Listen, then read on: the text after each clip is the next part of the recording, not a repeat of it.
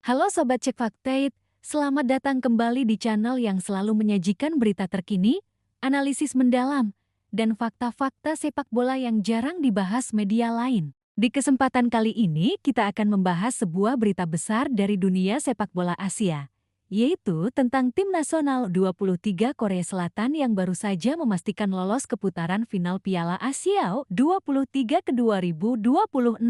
Namun bukan hanya sekadar lolos, pelatih mereka, Lee Min-sang, menegaskan bahwa target utama Korea Selatan adalah menjadi juara. Ambisi ini tidak berhenti sampai di situ, karena mereka juga menjadikan Piala Asia U23 sebagai ajang persiapan menuju Asian Games 2026 di Nagoya, Jepang. Nah, di video kali ini kita akan kupas tuntas tentang bagaimana perjalanan Korea Selatan di ajang ini, mengapa mereka begitu percaya diri menargetkan gelar juara, apa kaitannya dengan Asian Games, lalu bagaimana perbandingannya dengan situasi Indonesia U23 yang kembali gagal lolos? Semua akan kita bahas lengkap, panjang, dan detail agar Sobat Cek Fakta bisa mendapatkan gambaran utuh. Jadi, simak sampai akhir ya. Latar belakang Korea Selatan di Piala Asia U23 sejak pertama kali digelar pada tahun 2013. Turnamen AFC U23 Asian Cup atau biasa disebut Piala Asia U23 menjadi ajang pembuktian bagi negara-negara Asia dalam menampilkan generasi mudanya. Korea Selatan adalah salah satu tim yang selalu tampil konsisten di setiap edisi. Mari kita lihat catatan mereka. Pada edisi perdana 2013 di Oman, Korea Selatan langsung menunjukkan taji dengan melaju hingga semifinal, meski akhirnya hanya finish peringkat 3. Di edisi-edisi berikutnya, mereka selalu jadi langganan fans gugur. Puncaknya terjadi di tahun ke-2020. Saat itu, Korea Selatan berhasil keluar sebagai juara setelah menaklukkan Arab Saudi 1-0 di partai final lewat gol Jong Tae-mook pada babak perpanjangan waktu. Kemenangan itu menjadi bukti nyata bahwa program pembinaan mereka berjalan dengan baik, sekaligus menegaskan status mereka sebagai salah satu kekuatan terbesar sepak bola Asia. Namun, dua edisi terakhir ternyata tidak berjalan mulus. Pada 2022 di Uzbekistan, mereka hanya mampu melaju hingga perempat final sebelum dihentikan Jepang. Kemudian di edisi 2024 di Qatar, mereka lagi-lagi kandas di babak perempat final. Yang lebih menyakitkan, saat itu mereka disingkirkan oleh Indonesia, tim yang kala itu diasuh oleh Shin Tae-yang. Kekalahan ini tentu jadi tamparan keras sekaligus alarm bahwa mereka harus bangkit. Ambisi baru bersama Lee Min-sang kini, di bawah asuhan pelatih Lee Min-sang, Korea Selatan bertekad untuk kembali ke jalur juara. Lee bukan orang baru di dunia sepak bola Korea. Ia pernah membela timnas Korea Selatan di Piala Dunia 1998 dan 2002, serta dikenal sebagai bek tangguh di era 1990-an. Dalam konferensi pers usai memastikan lolos ke putaran final 2026, Lee berkata dengan tegas, "Tentu saja, kami menargetkan untuk memenangkan kejuaraan." Pernyataan ini sederhana, tapi syarat makna. Artinya, Korea Selatan tidak puas hanya dengan tiket lolos. Mereka ingin menebus kegagalan dua edisi terakhir dengan cara merebut kembali trofi juara. Lee juga menekankan bahwa mereka senang bisa menyapu bersih semua pertandingan di babak kualifikasi. Namun, itu hanya langkah pertama. Tantangan sesungguhnya ada di putaran final, di mana tim-tim kuat seperti Jepang, Arab Saudi, Qatar, Iran, hingga Uzbekistan juga sudah menunggu. Kaitan dengan Asian Games 2026. Sobat Cek Fakta, ada alasan lain mengapa Piala Asia U23 ini begitu penting bagi Korea Selatan, yaitu kaitannya dengan Asian Games 2026 di Nagoya, Jepang. Seperti yang kita tahu, cabang sepak bola putra di Asian Games menggunakan format U23 dengan tambahan 3 pemain senior. Artinya, skuad yang disiapkan di Piala Asia U23 otomatis akan menjadi tulang punggung mereka di Asian Games. Mengapa Asian Games begitu penting bagi Korea Selatan? Jawabannya adalah wajib militer. Di negara itu, semua pria diwajibkan mengikuti militer selama sekitar 2 tahun sebelum usia 30 tahun. Tapi ada pengecualian.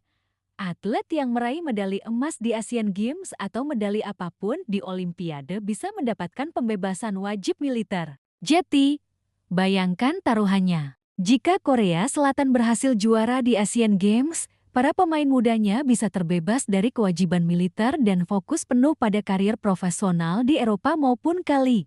Itulah sebabnya mereka selalu menurunkan skuad terbaik, dan kemenangan di Piala Asia U23 menjadi modal kepercayaan diri sebelum berangkat ke Nagoya. Situasi Indonesia gagal lolos lagi sementara Korea Selatan penuh percaya diri.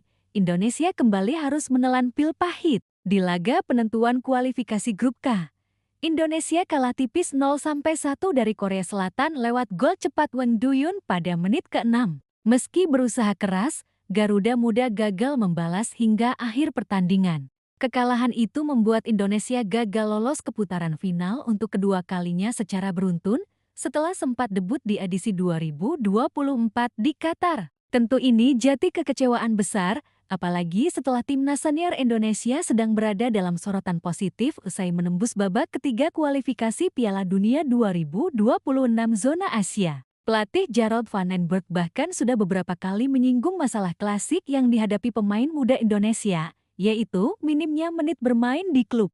Berbeda dengan Korea Selatan yang memiliki regulasi khusus di K-League, di mana klub wajib memainkan pemain muda, di Indonesia pemain U23 sering kali hanya jadi cadangan dan jarang turun di laga kompetitif. Perbedaan sistem pembinaan antara kedua negara ini memang sangat mencolok. Di Korea Selatan, pembinaan dilakukan secara berjenjang sejak usia dini, didukung oleh sekolah, universitas, hingga klub profesional. Ada jalur jelas dari pemain muda ke tim senior. K-League juga punya regulasi wajib memainkan pemain muda. Alhasil, pemain berusia 19-21 tahun sudah terbiasa tampil di level kompetitif. Beberapa bahkan sudah hijrah ke Eropa di usia belasan, contohnya Lee Kang-in yang kini bersinar di PSG, atau Kim Jisoo yang berkarir di Eropa sejak muda. Di Indonesia, talenta sebenarnya melimpah. Namun sayangnya, klub-klub sering lebih mengandalkan pemain asing atau pemain senior. Pemain muda hanya diberi kesempatan di turnamen-turnamen usia muda, bukan di kompetisi reguler. Akibatnya, saat tampil di level Asia, mereka kalah pengalaman dan mental. Mental juara vs mental bertahan. Pernyataan Lee Min Sang tentang target juara juga bisa kita jadikan cermin. Korea Selatan berangkat dengan mental juara. Tidak puas hanya dengan lolos, tapi membidik trofi. Sedangkan Indonesia kadang masih terjebak pada mental bertahan. Sekadar lolos sudah dianggap prestasi besar. Perbedaan mentalitas ini lahir dari sistem pembinaan dan pengalaman. Korea Selatan terbiasa menargetkan kemenangan, sementara Indonesia masih mencari identitas di level U23. Harapan untuk Indonesia meski gagal, pengalaman melawan Korea Selatan tetap bisa jadi pelajaran penting. Kekalahan tipis 0-1 menunjukkan bahwa sebenarnya kita bisa memberi perlawanan, hanya saja penyelesaian akhir dan konsistensi masih jadi kelemahan. Ketua Umum PSSI, Erick Thohir, juga sudah menyinggung soal solusi jangka panjang. Menurutnya, kompetisi khusus U23 sulit diwujudkan, tapi PSSI berencana memberi lebih banyak ruang bagi pemain muda di Liga 2, 3, dan ke-4. Jika aturan ini benar-benar dijalankan, diharapkan pemain muda bisa mendapat menit bermain yang lebih banyak. Indonesia memang masih jauh dari level Korea Selatan, tapi bukan berarti mustahil mengejar. Dengan pembinaan berjenjang, regulasi ketat, dan mental juara yang ditanamkan sejak dini, Garuda Muda suatu saat bisa bersaing. Sobat Cek Fakta It, itulah pembahasan panjang kita kali ini tentang ambisi besar Korea Selatan di Piala Asia U23 ke 2026.